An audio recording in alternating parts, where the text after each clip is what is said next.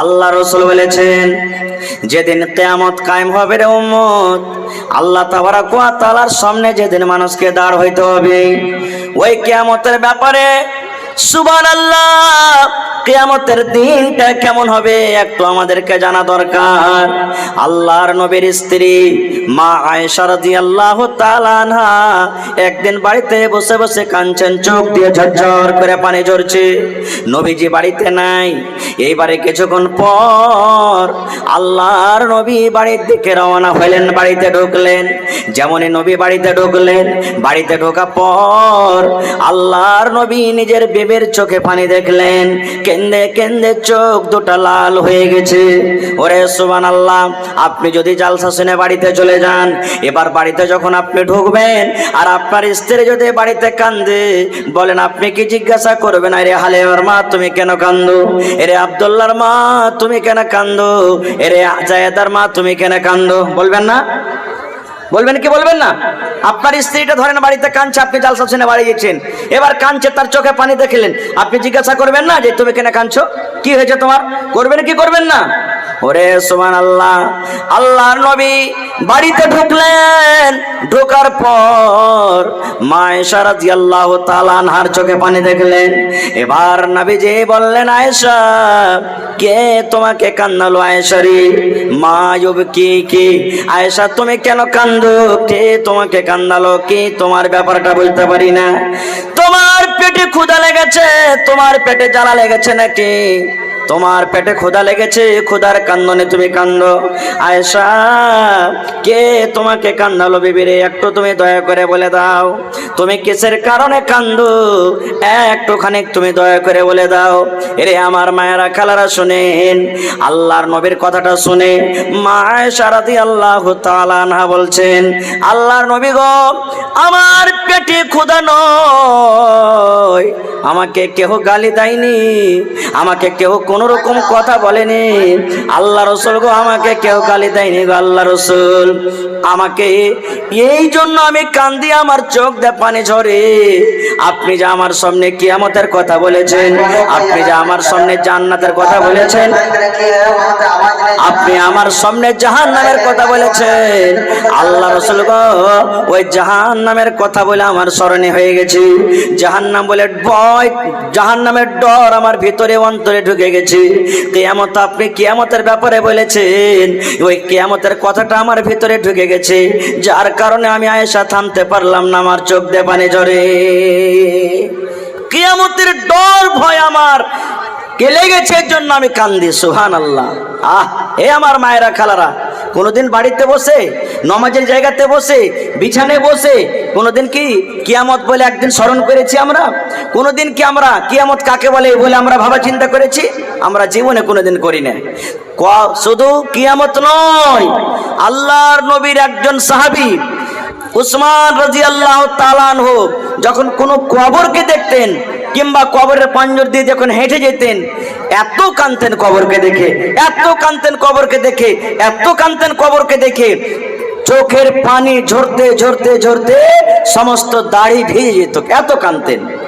একজন সাহাবী জিজ্ঞাসা করলেন, আগো উসমান, আল্লাহ তাবারক ওয়া তাআলার নবী জান্নাতের বয়ান করেন, আপনি শুনেন, জাহান্নামের বয়ান করেন, আপনি শুনেন, কিয়ামতের বয়ান করেন, আপনি শুনেন, কিন্তু আপনি জাহান্নামের কথা শুনে, কিয়ামতের কথা শুনে অত কান্দেন না যত কান্দন আপনি কবরকে দেখে কান্দেন, ব্যাপারটা কি?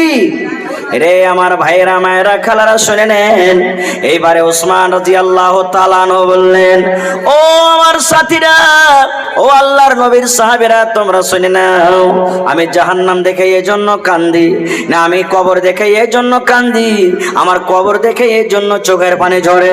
হযরত ওসমান বলেন, সাথী রে, আল্লাহর নবী বলেছেন, মানুষের যখন রূহটা বের হয়ে যাবে, মানুষের যখন জানটা কবজ হয়ে যাবে, যখন লোকজন গ্রামের লোকেরা তাকে জানাজা পড়িয়ে তখন যখন কবরের ভিতরে পড়বে, এবার কবরে দফন করে যখন বাড়ির দিকে রওনা হয়ে যাবে, আল্লাহর নবী বলেছেন, তার কবরে ফেরেশতা আসবেন, তাকে প্রশ্ন করবেন, তিনখানা প্রশ্ন কবরের মধ্যে করা হবে।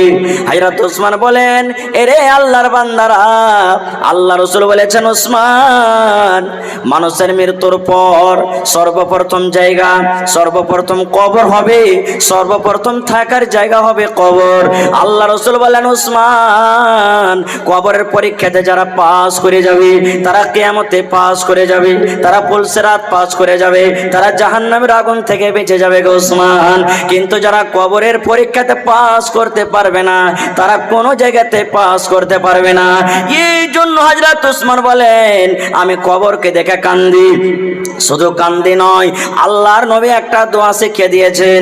ও আমার ভাইরা, ও আমার মায়েরা, খালারা, শোনেন, দয়ার রাসূল একটা দোয়া শিখিয়ে দিয়েছেন। যদি আপনি মাগরিবের নামাজের পর এই দোয়াটাকে 3 বার যদি আপনি পড়িতে পারেন, এই মতো ফজরের নামাজের পর যদি দোয়াটাকে আপনি 3 বার পড়িতে পারেন, আল্লাহ রাসূল বলেছেন, মাগরিবের নামাজ তোমার পড়া হয়ে গেল। তুমি যেই জায়গাতে নামাজ পড়ো, ওই জায়গাতে বসে বসে যদি তুমি 3 বার পড়িতে পারো রে উম্মত, কিংবা তুমি রাস্তা দিয়ে হাঁটছো, নামাজ পড়ে তুমি বাড়ির দিকে রওনা হয়েছো, তুমি 3 বার যদি তুমি এই দোয়াটাকে পড়িতে পারো, এই মতো ফজরের নামাজের পর আল্লাহ রাসূল বলেছেন 3 বার যদি তুমি দোয়াটা পড়িতে পারো, তাহলে রাসূল বলেছেন এই দোয়াটা আপনি যখন পড়ে ছেড়ে দিলেন, এবার ফেরেশতারা আপনার জন্য কি করবেন? এবার যে দোয়াটা পড়লেন, যার ভয়ে পড়লেন, তারা আপনার জন্য আল্লাহর দরবারে কি পড়বেন দেখেন।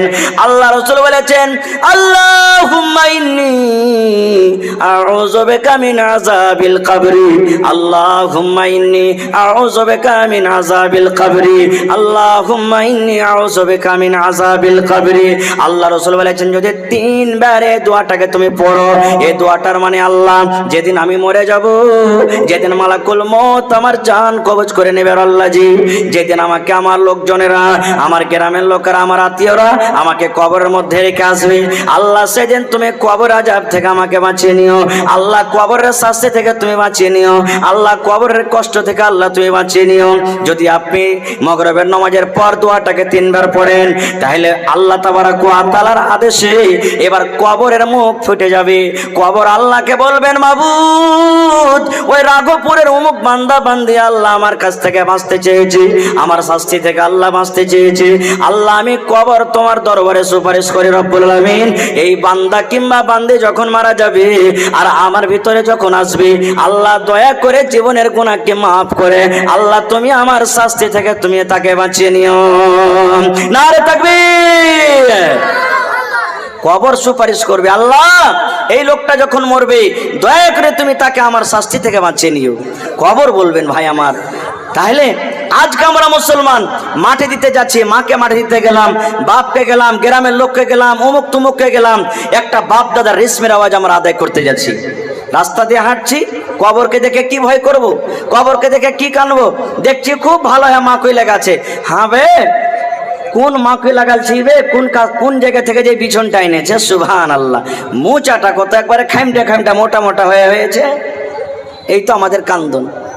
রাস্তা দিয়ে হাঁটতে হাঁটতে হাঁটতে যদি কোনো মাকের গাছ টিম টিম টিম টিম করছে, ভালো হয়, জোর হয়নি, তো কি বলবো একজনা, এই খেতি করতে জানে না, তো কেন খেতি করছে?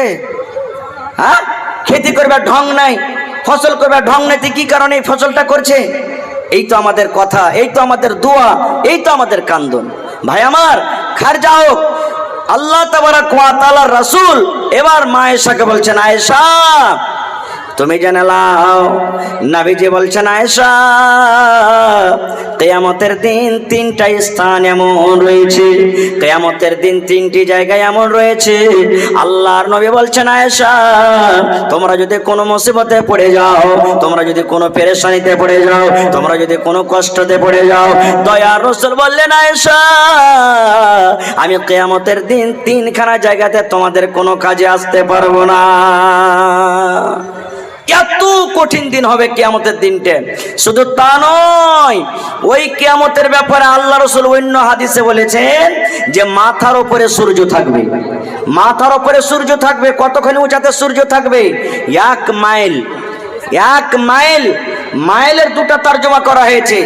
মাইল বলতে দুনিয়ার যে নাপ আছে মাইল, এই মাইল, কিংবা এই যে চোখে সুরমা লাগাই আমরা, চোখে সুরমা, সুরমার সালাইটা দেখেছেন আপনারা? খড়ি খান, এত বড় খানটা হয়, এই দেখেন সুরমার যে কাঁটিটা আছে, চোখে যে আমরা সুরমা লাগাই, ওই কাঁটিটার মাথা থেকে এতখানি উঁচাতে সূর্য থাকবে।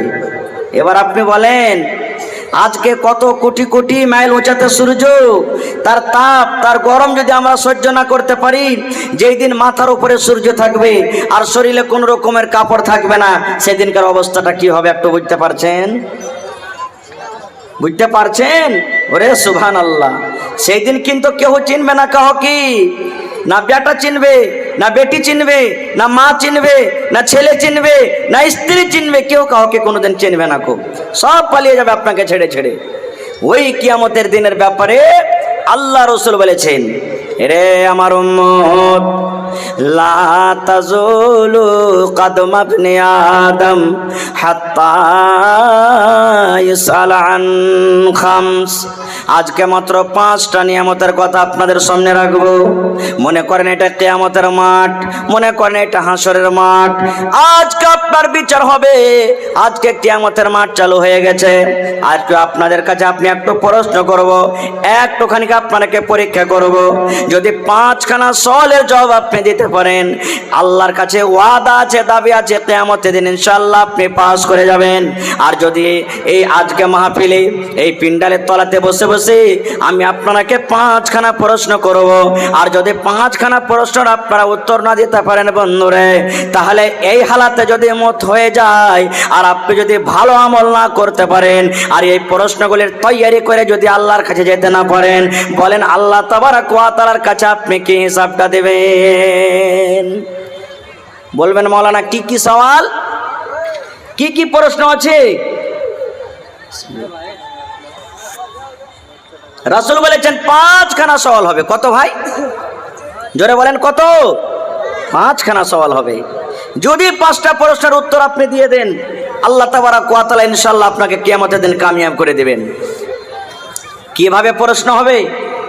আজকে আপনি জানেন না, যখন কেস মুকদ্দমা হয় জজ হাকিমের সামনে, এই যে দেখেন এরকম ভাবে একটা কাঠ ঘোরাতে দাঁড় হয়ে ওখানে আপনাকে সওয়াল জবাব করতে হয় কি হয় না? আল্লাহর সামনে দাঁড়াইতে হবে, আল্লাহ তাবারক ওয়া তাআলা নিজে ফয়সালা করবেন। আর এই যুগে তো হাকিম কিনে পাওয়া যায়, উকিল কিনে পাওয়া যায়, সারপঞ্চ কিনে পাওয়া যায়, বিভিন্ন রকমের মানুষ কিনে পাওয়া যায়। পকেটে টাকা থাকলে আপনি কিনে পেয়ে যাবেন। আপনার পক্ষ থেকে জায়েজকে নাজায়েজ করবে, নাজায়েজকে জায়েজ করে দিবে। কিন্তু কিয়ামতের দিন আল্লাহ তাবারক ওয়া তাআলার দরবারে কিছু চলবে না, এগুলা কিছু চলবে না। খুব এবার বলবেন হাজি মওলা প্রশ্নগুলা কি? একবারে শর্টে বলবো। আল্লাহ রাসূল বলেছেন, লা তাজুলু কদম ইবনে আদম, আদমের সন্তানের এক কদম আগা পিছা করতে পারবে না। আদম সন্তান মানুষেরা যদি বলে আল্লাহ এক কদম আমি পিছে হটে যাব, এক কদম পিছে হটতে পারবে না। আর যদি বলে এক কদম আমি আগে বেড়ে যাব, তা হটতে পারবে না। যদি বলে এক কদম আমি ডান দিকে চলে যাব, তাও যেতে পারবে না। যদি বলে এক কদম আমি বাম দিকে চলে যাব, তাও যেতে পারবে না। আল্লাহ রাসূল বলেছেন, লা তাজুলু কদম ইবনে আদম, আদমের সন্তান রে তোমরা কান করে শুনে নাও, কিয়ামতের দিন তোমরা যতক্ষণ আল্লাহর দরবারে আল্লাহর সামনে 5খানা জিনিসের সওয়ালের জবাব দিতে না পারবে, অতক্ষণ পর্যন্ত তোমরা এক কদম আগায় পিছে তোমরা হটতে পারবে না। 5খানার মধ্যে আল্লাহ রাসূল সর্বপ্রথম বলেছেন, আন উমারহি ফিমা আফনাহু। আল্লাহ 5খানার মধ্যে সর্বপ্রথম যেটা আল্লাহ প্রশ্ন করবেন, আন উমারহি ফিমা আফনাহু। আল্লাহ বলবেন দুনিয়ার মানুষ রে, এরে আব্দুল্লাহ, এরে আব্দুর রহমান, এরে আব্দুল সাত্তার, এরে আব্দুল জব্বার, এরে খালেদা, এরে সায়েদা, এরে হাবিবা, এরে সায়রা, এরে কুলসুম, আমি তোমাকে জীবনে 60 বছর জীবন দান করেছিলাম, তোমাকে দুনিয়াতে 80 বছর জীবন দিয়েছিলাম, তোমাকে দুনিয়াতে 100 বছর জীবন দিয়েছিলাম, তোমাকে দুনিয়াতে 40 বছর তোমাকে জীবন দিয়েছিলাম।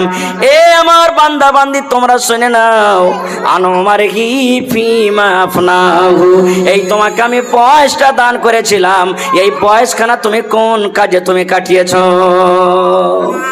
একটা 80 বছরকার একটা বুড়া মানুষ হসপিটালে গেছেন, হঠাৎ করে শ্বাস নিতে তার অসুবিধা, অক্সিজেনের দরকার, ওকে আইসিইউতে ভর্তি করেছে। 24 ঘন্টা পর ওকে বের করছে, ওর ভাউচার বনলো কত? 14,000 টাকা। 14 ঘন্টা পর এবার ধরেন যে সন্ধ্যাবেলাতে ঢুকালছে, সকাল 7টাতে ওকে বের করছে। এবার ডাক্তার সাহেব বলছেন যে বাবাজি, আপনার এই যে 12-14 ঘন্টা আমার হসপিটালে থাকলেন, আপনার শ্বাসের প্রবলেম ছিল, এখন আল্লাহ দিয়েছে, আল্লাহর রহমতে ভালো হয়ে গেছেন, আপনাকে ওষুধ দিলাম, ওষুধ চালান, আর আপনি যে আমার কাছে থাকলেন এর চার্জ 14,000 টাকা হলো, আপনি দিয়ে দেন। যেমন কথাটা শোনা, 80 বছরকার বুড়া জোর করে একবারে সিস্টেমে কাঁদতে শুরু করেছে। ডাক্তার সাহেব বলছেন বাবাজি, আপনি কি গরিব মানুষ, টাকা আপনি দিতে পারবেন না বলে কাঁদছেন? বলছেন না রে বাবা না, গরিব আমি নই, আল্লাহ আমাকে মাল দিয়েছে, সম্পদ দিয়েছে, আমি টাকা আদায় করতে পারবো। তো ডাক্তার বলছেন তাহলে বাবাজি কেন আপনি কাঁদছেন? রে সুবহানাল্লাহ। এইবারে ওই লোকটা বলছেন, ও ডাক্তার সাহেব, এই জন্য আমি কান্দি, আজকে আপনার হসপিটালে 10 ঘন্টা 12 ঘন্টা আমি থাকলাম, আমার শ্বাস নিতে অসুবিধা হচ্ছিল, আপনার হসপিটালে আমি 10 ঘন্টা 12 ঘন্টা থাকলাম, আপনার হসপিটালে ভর্তি হয়ে থাকলাম, যার কারণে আমাকে 14,000 টাকা আদায় করতে হবে। ডাক্তার বাবু, এই জন্য আমি কান্দি, আল্লাহ তাবারাক ওয়া তাআলা আজকে আমাকে 80 বছর বয়সে পৌঁছে দিয়েছেন। এই 80 বছর বয়সে জীবনে কত আমি শ্বাস নিয়েছি, আল্লাহর দেওয়া অক্সিজেন নিয়েছি, আমি আল্লাহর তৈরি করা আল্লাহর দেওয়া অক্সিজেন নিয়েছি, শ্বাস নিয়েছি, শ্বাস ছেড়েছি। আল্লাহ তাবারাক ওয়া তাআলা যদি এই একটা দিনের হিসাবের বিনিময়ে যদি কিয়ামতের দিন আল্লাহ আমাকে প্রশ্ন করে, এরে আল্লাহর বান্দা, আল্লাহ রাব্বুল আলামিন যদি প্রশ্ন করে দেয়, এরে আল্লাহর বান্দা, তুমি একটা দিন শ্বাস নেওয়ার জন্য তোমার অসুবিধা হয়েছিল, তুমি অসুখে ছিলে, যার কারণে তুমি 14,000 দিয়েছো, একদিনের দাম যদি 14,000 টাকা হয়, এ বান্দা তোমাকে 80 বছর বয়স দিয়েছিলাম, তুমি 80 বছরকে 14 দিয়ে গুণা করে দাও, যত টাকা হয়েছে তুমি আদায় করে দাও। ডাক্তার বাবু, কিয়ামতের দিনে হিসাবটা আল্লাহ রাব্বুল আলামিনের সামনে আমি কেমন করে জবাব দেব? এই জন্য আমি কাঁদছি ভাই।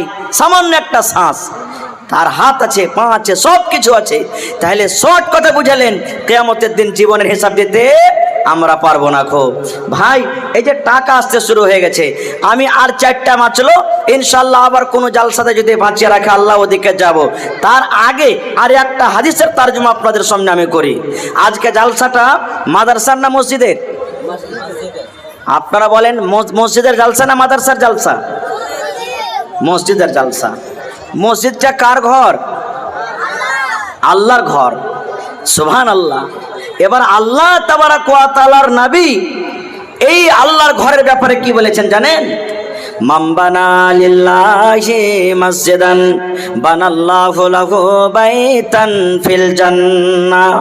আল্লাহর নবী বলেছেন, আল্লাহ তাবারাক ওয়া তাআলার জন্য যে এখন ঘর নির্মাণ করবে, মসজিদ যে বানিয়ে দিবে, আল্লাহর ইবাদতখানা, যে ঘরে আল্লাহর ইবাদত হবে, যে ঘরে আল্লাহর বান্দেগি হবে, আল্লাহ তাবারাক ওয়া তাআলা কিয়ামতের দিন জান্নাতের ভিতরে তার জন্য এখানটা ঘর বানিয়ে দেবেন।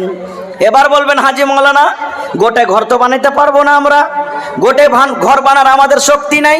ধরেন যে আজকে মোটামুটি 15 থেকে 20 লাখ টাকা আপনাদের ছাতে খরচ হবে, নাকি 20 লাখ টাকা ছাতে খরচ হবে। তা আমরা গরিব মানুষ হয়তো 5,000 দিতে পারবো, কেউ 10,000 পারবো, কেউ 50,000 পারবো, কেউ 1 লক্ষ টাকা পারবো, কেউ 10 টাকা পারবো। তাহলে কি আমাদের জন্য আল্লাহ তাবারাক ওয়া তাআলা কোনো ইনাম রাখেননি? রেখেছেন। আল্লাহ রাসূল বলেছেন, এ আমার উম্মত তোমরা শুনে নাও, বাঁশে তোমরা যে পাখির বাসা দেখো রে উম্মত, এই যে তোমরা গাছে তোমরা দেখো, ঘরের ভিতরে দেখো, অন্য অন্য জায়গাতে তোমরা দেখো পাখিতে বাসা করে রেখেছে। দয়ার রাসূল বলেছেন, পাখির বাসার সমান জায়গার সমান তোমরা যদি দুনিয়াতে এখন মসজিদ বানিয়ে দাও, আল্লাহ রাব্বুল আলামিন তার বিনিময়ে তোমার জন্য জান্নাতে এখন ঘর বানিয়ে দেবেন। বলবেন কেমন কথা যে মাওলানা, এটা সহিহ হাদিস, এটা যে পাখির বাসার সমান যদি তোমরা মসজিদ করে দাও তবে আল্লাহ জান্নাতের ভিতরে ঘর বানাবেন। এর দুটা আছে তরজমা, দুটা মতলব আছে। একটা হলো অরিজিনালি যতই ছোট মসজিদ হোক, ছোট থেকে ছোট মসজিদ হোক, যদি ইবাদতের জন্য ওকে তৈরি করা হয় আল্লাহ জান্নাতের ভিতরে ঘর বানাবেন। আর একটা তরজমা হলো কি, একটা মতলব হলো কি, ধরেন আপনার ঘরে, আল্লাহর ঘরে 10 লাখ টাকা খরচ হবে, এবার আপনি 10,000 টাকা দিয়ে দিলেন। এবার 10,000 টাকা, আপনার 10,000 টাকাতে সিমেন্ট কেনা হলো, গিট্টি কিনা হলো, বালু কিনা হলো, ছড় কিনা হলো, আরো বিভিন্ন রকম কিনা হলো। এবার আপনার ওই 10,000 টাকা দিয়ে যদি ছাদ ঢালাই করা হয়, মসজিদ বানা হয়, তো আপনার ভাগে ধরেন একটা পাখির বাসার সমান জায়গার কাজ হলো। আল্লাহ রাসূল বলছেন অতখানি জায়গাও তুমি যদি বানাইতে পারো তো কিয়ামতের দিন আল্লাহ তোমার জন্য জান্নাতের ভিতরে এখন ঘর বানিয়ে দিবেন। হযরত ওসমান রাদিয়াল্লাহু তাআলা আনহুকে যখন শহীদ করা হয়েছে, ঘরের ভিতরে বেঈমান শয়তানেরা বন্দী করে রেখেছেন। উসমানকে মসজিদে নামাজ পড়তে আসতে দেয় না, বাড়ির ভিতরে রেখেছেন, খানা পিনা সব বন্ধ করে দিয়েছেন। এবার রাসূল এলান করে দিয়েছেন, আল্লাহ তাবারাক ওয়া তাআলা রাসূল এলান করেছেন, কে তোমরা এমন আছো, কোন আল্লাহর বান্দা আছো যে এই মসজিদের সামনে যে ফাঁকা জায়গাটা আছে, এই জায়গাটা তোমরা কিনে মসজিদে যদি লাগাইতে পারো, আল্লাহ তাবারাক ওয়া তাআলা তার জন্য জান্নাতে এখানটা ঘর বানিয়ে দিবেন। রে সুবহানাল্লাহ। উসমান রাদিয়াল্লাহু তাআলা আনহু এলান করে দিলেন, আল্লাহর নবী গো, আমি উসমান এই মসজিদের খালি জায়গাটা, এই মসজিদের ফাঁকা জায়গাটা যত টাকা লাগবে, যত পয়সা লাগবে নবী গো, আমি কিনে এই মসজিদে লাগিয়ে দিলাম, সাটিয়ে দিলাম। তাহলে বোঝা গেল যে আপনি মসজিদে যদি জমিন দান করেন, আপনার মসজিদের আশেপাশে জমিন নাই, মাঠে ঘাটে জমিন আছে, 1 ডিসমিল 1 কাঠা 2 কাঠা বিক্রি করে যদি মসজিদে লাগাইতে পারেন, আল্লাহ তাবারাক ওয়া তাআলা এই দানের বিনিময়ে জান্নাতের ভিতরে আপনার জন্য ঘর বানাবেন। তো ভাই আমার, আমি কথাকে আর লম্বা না করে আল্লাহর ঘরের জন্য আজকে জালসা, এই যে গত কয় তারিখে আপনাদের পড়োশি হাথিনাতে একটা জালসা হলো, সুবহানাল্লাহ, মোটামুটি 49 লাখ টাকা কালেকশন হয়েছে। এই আমাদের বনালীতে, বড় বনালীর পাশে একটা জায়গা আছে খড়বাড়ি, ওখানে জালসা হয়েছে, মোটামুটি 30 লক্ষ টাকা চান্দা হয়েছে, আর একটা লোক 7,95,000 টাকা দান করেছেন। সুবহানাল্লাহ, একটাই লোক, একটা লোক 4 লক্ষ টাকা দান করেছেন, একটা লোক 2 লক্ষ টাকা দান করেছেন, আর 50,000, 30,000, 20,000 তো এগুলা আগিনতে দান করেছেন। তবে আজকে দেখি এই রঘপুর এলাকাতে আল্লাহর ঘরের জন্য কোন আল্লাহর বান্দা নেই যে মাওলানা আমার মা, বাপ, দাদু, দাদি কত লোক কবরে চলে গেছেন, তাদেরকে স্মরণ করে আমি আজকের জালসাতে 1 লাখ টাকা দান করব। কোন একটা লোক নেই, মাওলানা আমি 1 কাঠা জমিন দান করে দিলাম মসজিদে, মাঠের তো মাঠের, আমি বিক্রি করে যা টাকা হবে আমি মসজিদে দান করে দিব। কোনো আল্লাহর বান্দা নাই একটা লোক 50,000 টাকা দিব। কোনো আল্লাহর বান্দা এরকম নাই, মাওলানা 10 কুইন্টাল রডে যা টাকা লাগবে আমি দিয়ে দিব। কোনো আল্লাহর এরকম বান্দা নাই, মাওলানা মসজিদের ছাদে যত পকেট সিমেন্ট লাগবে আমি একাই দিয়ে দেবো। আসসালামু আলাইকুম। ওয়ালাইকুম সালাম। মাশাআল্লাহ, দেখেন 2 চোখের অন্ধ একজন ভাই 50 টাকা দিয়েছেন। আল্লাহ রাসূল বলেছেন, যার আমি বড় নিয়ামত 2টা চোখ কেড়ে নিয়েছি, সবর করে তো তার বিনিময়ে আমি আল্লাহ তাকে জান্নাত দিয়ে দেবো। সুবহানাল্লাহ। তো ভাই, আমি আবদার রাখলাম, কোন আল্লাহর বান্দা নাই, দেখি মাওলানা আমি 20,000 টাকা দান করলাম, মাওলানা আমি 10 গাড়ি বালুর দাম দিলাম, 5 গাড়ি বালুর দাম দিলাম, 2 গাড়ি বালুর দাম দিলাম, আমি 5 গাড়ি গিট্টির দাম দিলাম, আমি 10 কুইন্টাল রডের দাম দিলাম। এই করে করে করে আসেন আপনারা একটু 10 থেকে 15 মিনিটের মধ্যে, এবং কমিটির লোককে বলবো মা খালারকে পিন্ডালে চাদর নিয়ে আপনি পাঠান। কহ কি মা খালারকে পিন্ডালে চাদর নিয়ে কমিটির লোক পাঠান তাড়াতাড়ি করে। মা খালারকে পিন্ডালে যারাকে আপনি দায়িত্ব দিয়েছেন চাদর দিয়ে ওই মহিলা প্যান্ডেল আপনি পাঠান। আর আপনাকে বলবো, আমার পিছনে আরো 5 জন 6 জন বক্তা আছে ভাই, তবে আমার হাতে আপনারা যত তাড়াতাড়ি পারবেন 8 ঘন্টার ভিতরে ভিতরে আপনারা কোনো এমন আল্লাহর বান্দা বাকি থাকিয়েন না যে আমি দান করিনি। সবাই একটু দলে দলে আসেন আর নিজের নিজের দানটাকে আমার হাতে আপনারা দিয়ে যান। মাশাআল্লাহ, একজন 50 টাকা, একজন 300, একজন 120 টাকা, আর এই যে কিছু দান এসেছে আমার হাতে, একজন 2200 টাকা দান করেছেন। মাশাআল্লাহ। তারপরে একজন ভাই আমার কে 1000 টাকা দান করেছেন। তারপরে একজন আমার ভাই কে 2000 টাকা দান করেছেন, সামির মাশাআল্লাহ 2000 টাকা দান করেছেন, 1000 টাকা দান করেছেন। তারপরে আরো একজনকে 1000 টাকা দান করেছেন। মাশাআল্লাহ। শাফিকুল মোড়ল 1000 আর পোতার নামে 1000। শাফিকুল মোড়ল 1000 আর পোতার নামে 1000। তো মোড়ল যে আর 3000 টাকা পারলে না দিতে চলে গেছেন নাকি? মন্ডল জি না এখানে? একটু সালাম মুসাফা করবে না? কোন দিকে আছে আমার মন্ডল জি? না আইসেন না, একটু সালাম মুসাফা করে এলি। আইসেন তো নানাজি, কোন দিকে আছেন আমার মন্ডল জি? নানা একটু দয়া করে আইসেন, সালাম মুসাফা করে যান। ভাই 100 টাকা দিচ্ছেন ভাই। হ্যাঁ, এই মসজিদ এত বড় ঘর, 20 লাখ টাকা খরচ হবে, একদিনকার মজুরি দিয়ে যান ভাই, কম করে একবার সিমেন্টের দাম দিয়ে যান 500 টাকা। বাহিরকার? আচ্ছা চলেন, বাহিরকার হলো তো কি হলো, মসজিদ কোন জায়গাতে আপনি দান করতে পারেন। আচ্ছা চলেন, 100 টাকা দিয়েছেন, মাশাআল্লাহ। একটা লোক চিলমারা থেকে একটা লোক চিলমারা থেকে 200 টাকা, মাশাআল্লাহ। আরো একটা ছোট ছেলে 60 টাকা দান করেছে। তো আমার মন্ডলজি সাহেব এখানে নাই, আছেন? একটু নানা দেখা করে যান তো দেখি, সালাম মোসাফা করে যান। লাল বাথানি থেকে নওশেদ আলমের বহিন 200 টাকা দান করে গেল। মোজাম্মেল মাস্টার সাহেব ফের 1000 টাকা। মাস্টার সাহেব নাই নাকি এখানে? রিটায়ার হয়ে গেছে। আচ্ছা, কি হয়ে গেল? রিটায়ার হলো তো কি হলো? আল্লাহর রহমতে ভালো আছেন, ভালো থাকবেন ইনশাআল্লাহ। তো মানে মাদ্রাসাতে ছিল, মাদ্রাসার নকরি ইনশাআল্লাহ আল্লাহ তাবারক ওয়া তাআলা তারকে তকদির খুলে দিয়েছে। মাস্টার সাহেব চাইলে এখন 50,000 টাকা দিতে পারবেন ইনশাআল্লাহ। আল্লাহ তাবারক ওয়া তাআলা তারকে পরে দয়া করেছেন। আব্দুল সালাম 100 টাকা দান দিয়েছে। 100 টাকা। আহা, ভাই মারা গেছে। রব্বানা যালামনা আনফুসানা ওয়া ইল্লাম তাগফির লানা ওয়া তারহামনা লানাকুনান্না মিনাল খাসিরিন। আল্লাহ তোমার বান্দা, এ রব্বুল আলামিন। কি আপনার নাম? না আপনার নাম কইবেন না? আর একখানটা দিয়ে যান না। হায় আল্লাহ, 500 করে দিবেন ভাই, তাহলে কিন্তু হবে না, একটু মোটা আকারে দেন। আমি চেয়েছি দেখি একটা লোক 1 লাখ টাকা কেউ আসছেন আল্লাহর হস্তে, 1 লাখ টাকা একটা লোক, 50,000 টাকা একটা লোক, 20,000 টাকা, তারপরে 5-10টা 20টা লোক আছেন 5,000, 10,000, 5,000, 10,000 করে। একটু আসেন আপনারা তাড়াতাড়ি করে। মাওলানা জামাল সাহেব 600 টাকা। মাশাআল্লাহ, মাওলানা জামাল উদ্দিন সাহেব 600 টাকা। তার 400 টাকা পারলেন না মাওলানা? হ্যাঁ, 1000 টাকা পরে দিতে পারবেন না মাওলানা? পারবে, খুব পারবে নাকি? জি কয়েন মাওলানা, জি 1000 টাকা, 400 টাকা হয়ে গেল। মাশাআল্লাহ, নারে তাকবীর। এই দেখেন আমার মাওলানা জামাল উদ্দিন সাহেব 1000 টাকা, মাশাআল্লাহ, জাযাকাল্লাহু খাইরান জাযা। আব্দুল সামাদ 500 টাকা। আলহাজ আব্দুল সামাদ সাহেব 500 টাকা। হাজি সাহেবের মাত্র 500।